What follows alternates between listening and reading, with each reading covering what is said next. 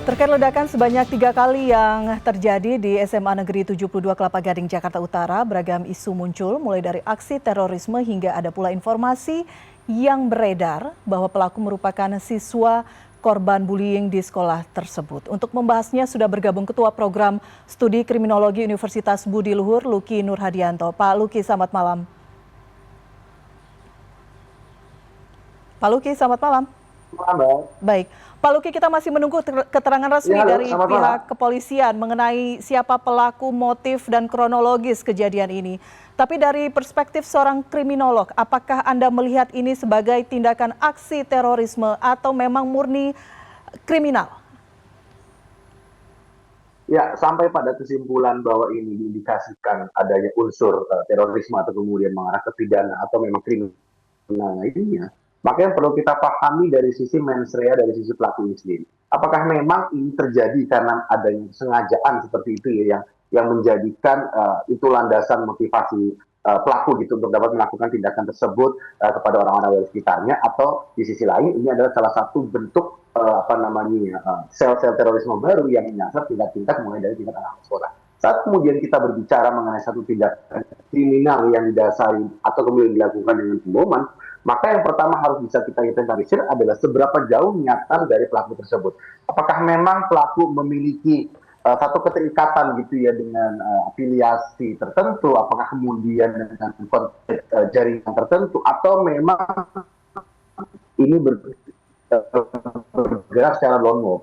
Maka itu indikasi terorisme itu harus kemudian dipetakan. Saat kemudian ini dipetakan, maka akan mulai digradasi sejauh mana gitu ya, tingkatan atau kemudian paparan-paparan yang diterima dari para korban. Yang kedua yang kemudian bisa digradasi adalah jika memang ini terindikasi sebagai bentuk pelampiasan secara emosional karena dia adalah korban bullying, yang kemudian dimanifestasi tidak seperti ini, maka harus kemudian digradasi adalah sejauh mana yang bersangkutan sebagai tindakan yang bisa mengarahkan atau kemudian mengindikasikan terjadinya tindak pidana terorisme tersebut atau kemudian tindak pidana teror. Yang berikutnya adalah yang kemudian bisa menjadi krusial, sejauh mana pula tingkat paparan yang memang menjadikan dia gitu ya, menjadikan tindakan tersebut sebagai hal yang dibenarkan dan menjadikan orang-orang yang berada di sekitarnya sebagai target dari tindakan tersebut. Hal inilah yang harusnya bisa kemudian bisa dijawab oleh pihak kepolisian secara cepat, karena tidak hanya kemudian memberikan ancaman kepada orang-orang yang ada di sekitarnya, tapi di sisi lain bisa menjadikan wilayah pendidikan dalam konteks ini adalah SMA sebagai wilayah yang memang rentan dengan tindakan kekerasan. Seperti itu, Mbak. Baik, kita berbicara mengenai Gen Z. Saya menyebutkan ini karena tadi Wakil Ketua DPR Sumi Dasko Ahmad di Rumah Sakit Islam Cempaka Putih usai menjenguk sejumlah korban mengatakan ada imbauan begitu ya, menerapkan azas kehati-hatian, terutama memantau Gen Z, mungkin pengaruh yang dilihat dari sosial media. Karakternya seperti apa Gen Z saat ini dan kaitannya begitu dengan mungkin saja menjadi pemicu untuk melakukan aksi-aksi kriminal? Saya menarik saat kemudian ini terindikasi sebagai Gen Z yang akhirnya menjadikan lingkungan sekitar sebagai target dari kekerasan, maka yang bisa kita lihat adalah yang pertama, mereka memiliki satu sikap yang kita kenal sebagai teknik of netralisasi. Jadi mereka tidak menjadikan korban-korban yang mereka tindakan tersebut mereka anggap sebagai bagian dari korban, bagian dari orang yang dicederai, atau kemudian bagian dari orang-orang yang memang dalam tanda kutip gitu ya, orang-orang yang memberikan rasa sakit kepada dirinya. Yang kedua adalah pemanfaatan dalam hal ini ada Gen Z ataupun manifestasi secara lebih luas lagi adalah sekolah, maka bisa kita kategorisasi sebagai soft target di sana. Jadi target-target seperti ini yang memang tersaji, target-target seperti ini yang memang bisa berkumpul di tempat secara lebih kolektif. Target-target seperti ini pula lah yang menjadikan pertemanan itu sebagai salah satu barometer apakah memang orang-orang tertentu itu dapat diterima, atau di sisi lain mereka menjadi orang-orang yang terkategorisasi sebagai outsider. Yang berikutnya yang bisa kita lihat saat kemudian Gen Z melakukan satu tindakan yang mengarah kepada apakah ini hal melalui pemboman atau kemudian jaringan teroris yang lebih luas lagi, maka ini mengindikasikan ada rasa simbolik yang cukup tinggi. Simbolisasi inilah yang menjadikan perbuatan yang mereka lakukan itu sebagai manifestasi dari tingkat emosional cukup parah seperti itu. Apakah memang mereka terpapar oleh ajaran tertentu, atau di sisi lain ini adalah salah satu bentuk tindakan yang emosional dan menjadikan apa yang dia dapatkan di sekolah atau di lingkungan sekitar yang bisa dijadikan itu sebagai target dari sasaran kepada masyarakat. Yang berikutnya yang menjadi menarik adalah saat ini dilakukan di kondisi yang cukup crowded atau kemudian dengan tingkat visibilitas dan vulnerability dari korban-korban itu sangat rentan, maka kalkulasi yang cukup matang dilakukan oleh para pelaku atau kemudian oleh pelaku tersebut sudah melalui tahapan-tahapan yang cukup dramatis seperti itu. Jadi mereka sudah mengkalkulasikan sejauh mana dampak yang akan ditimbulkan, dan yang kedua sejauh mana kemudian manifestasi luaran emosional itu bisa dirasakan oleh orang-orang yang memang ingin mereka pacar. Jadi ketiga aspek ini yang menjadikan Gen Z itu memiliki kerentanan dalam konteks mental illness yang kemudian salah satu hal yang seringkali menjadi perdebatan di konteks Gen Z. Atau di sisi lain, memang Gen Z ini pula lah sumber dari keresahan sosial yang berada di masyarakat tersebut.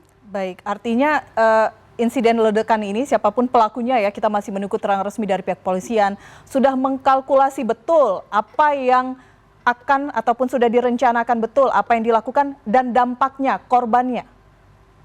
Ya, betul. Karena dalam konteks kejahatan yang kemudian perlu digradasi ada. Saat kemudian para pelaku sudah mempersiapkan sesuatu, maka mereka sudah memberikan satu kalkulasi risiko yang cukup tinggi. Jadi mereka sudah melakukan satu mitigasi saat kemudian ini dilakukan dan kemudian dampaknya, atau kemudian ini tidak dilakukan dan mereka bisa ketahuan. Itu yang pertama. Yang kedua adalah mereka sudah memiliki satu gradasi berikutnya. Korban-korban seperti apakah atau kriteria korban seperti apakah yang akan mereka sasar? Apakah memang menyasar temannya atau kemudian menyasar kelompok masyarakat yang lebih luas lagi, atau salah satu bentuk luapan emosional yang tidak dia bisa bendung lagi. Yang ketiga, ini mengindikasikan juga adalah ke tingkat paparan yang cukup tinggi yang kemudian dikelola atau kemudian dikonsumsi oleh Gen Z saat kemudian dia bisa memiliki satu benda yang bisa meledakkan sesuatu atau kemudian satu benda yang bisa memberikan efek yang lebih luas lagi kepada orang-orang yang memang diindikasikan sebagai orang-orang yang dalam tanda kutip layak menjadi korban dari tingkah laku terhadap dirinya tersebut. Baik, ini sesuatu yang kemudian membuat publik cukup terkejut jika betul memang ya terduga kuat pelaku adalah seorang siswa, seorang pelajar. Tapi berbicara mengenai perilaku kriminal, tidak mengenal latar belakang, tidak mengenal siapa, tapi kita tahu ada prosesnya di sana. Bagaimana menggambarkan akumulasi mungkin secara emosional sehingga kemudian terjadi aksi seperti ini, khususnya karena kita berbicara terduga kuat ini adalah seorang pelajar, seorang remaja. Ya, dalam konteks kriminologi, makanya yang pertama perlu digradasi dan ini kemudian cukup banyak gitu ya diadopsi oleh para pelaku adalah kejahatan itu dipelajari. Jadi tentu saat dia mendapatkan berbagai informasi atau kemudian dia bisa mendapatkan berbagai stimulus-stimulus dari eksternal, apakah kemudian melalui media sosial atau kemudian dari konsumsi buku atau bahkan dari tingkat pertemanan, itu menjadikan diri dia cukup lihai untuk dapat melakukan sesuatu tersebut. Dalam hal ini adalah dia sudah mempersiapkan berbagai hal yang bisa mendukung atau kemudian menyokong terjadinya tindakan ledakan tersebut. Yang kedua adalah orang-orang seperti ini akhirnya memiliki sikap impulsif yang cukup tinggi. Saat kemudian mereka berupaya untuk meredam dirinya dan kemudian dia cukup berani untuk melakukan sesuatu yang membahayakan orang lain, maka orang-orang seperti ini sudah tidak lagi memikirkan resiko yang cukup panjang. Jadi mereka lebih bagaimana kemudian bisa memenuhi hasrat untuk dapat bisa melakukan pembalasan dendam atau kemudian di sisi lain menunjukkan eksistensi dirinya terutama kepada lingkungan sekitarnya. Yang ketiga, barrier yang kemudian bisa menahan diri dia untuk tidak melakukan kejahatan yang kita kenal sebagai resistensi, itu tidak lagi melekat kepada dirinya. Jadi dia sudah menerobos berbagai hal yang harusnya mulai dari self-control di sana, family control di sana, atau dalam konteks ini adalah peer group control, atau bahkan yang lebih luas lagi. Norma-norma yang seharusnya melekat jika memang pelakunya terindikasi adalah orang-orang yang memang berada di lingkungan pendidikan seperti itu, mereka tidak lagi memiliki satu faktor yang bisa menahan dirinya untuk dapat melakukan tindakan kejahatan. Yang keempat, seringkali jika memang ini dilakukan di tingkat di tingkat pendidikan, ada hal yang seharusnya mengindikasikan terjadinya ketimpangan. Relasi kuasa antara pelaku dengan korban dan menjadikan korban itu menjadi pelaku, maka telah terproses terjadinya cycle of violence di sana. Jadi kekerasan yang kemudian menimpa dirinya, dia lakukan imitasi dan jadikan itu sebagai salah satu hal yang dia benarkan dan menyasar orang-orang yang dia anggap sebagai para pelaku tersebut sebagai target tindakan korban berikutnya. Kurang lebih begitu ya. Baik, peer group control gagal di sini, peran keluarga tampaknya juga tidak bisa mengantisipasi dari lingkungan sekolah, apalagi begitu ya, karena kita melihat saat ini lokasinya terjadi di sekolah. Apa kemudian lesson learn yang bisa kita ambil dari insiden ini, Pak Luki? Ya, dalam konteks ini maka kita bisa gradasi 3 aspek. Yang pertama, seseorang yang memiliki satu tindakan atau niatan melakukan tindakan kriminal, maka dia memiliki satu indikasi tertentu. Apalagi kejahatan yang atau kemudian tindakan ini dilakukan dengan penuh persiapan gitu ya, maka seharusnya mereka memiliki satu kecakapan atau keterampilan khusus sehingga dia memiliki tidak hanya bekal untuk dapat melakukan tindakan tersebut, tapi kemudian memiliki berbagai tools untuk dapat melakukan tindakan tersebut.